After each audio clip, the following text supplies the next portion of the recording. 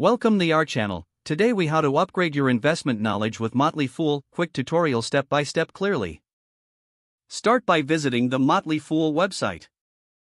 Create an account if you don't already have one. Navigate through the various services offered. Explore the Stock Advisor option for stock recommendations.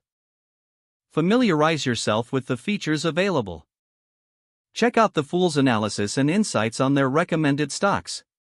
Read through the detailed articles to understand their investment philosophy. Take advantage of the resources available for new investors. Join their community forums for discussions and insights. Consider subscribing to their premium services for deeper analysis. Keep an eye on their podcasts for expert tips and trends. Utilize the mobile app for on-the-go access to investment advice. Stay updated by browsing their blog for the latest market news.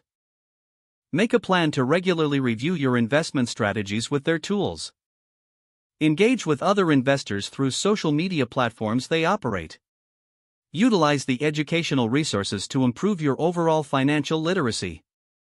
Review your progress periodically to measure growth in your investment knowledge. Apply what you learned by tracking your own investments actively. Stay curious and continue seeking out new information and strategies. If the page does not load, refresh the browser or try again in a private or incognito window. Make sure you are using the correct email address, then retype it carefully to avoid small typos. If your password is not accepted, use the reset option and create a new strong password you can remember. Check your spam folder for verification or security emails, then complete any requested confirmation steps. Enable two-factor authentication if available to improve account security and reduce unauthorized access risk. After signing in, review your profile details so your contact information and settings are accurate and current. If you see an error message, note it down and try again after restarting your device and internet connection. Log out when you finish, especially on shared devices, to keep your account and payment information secure.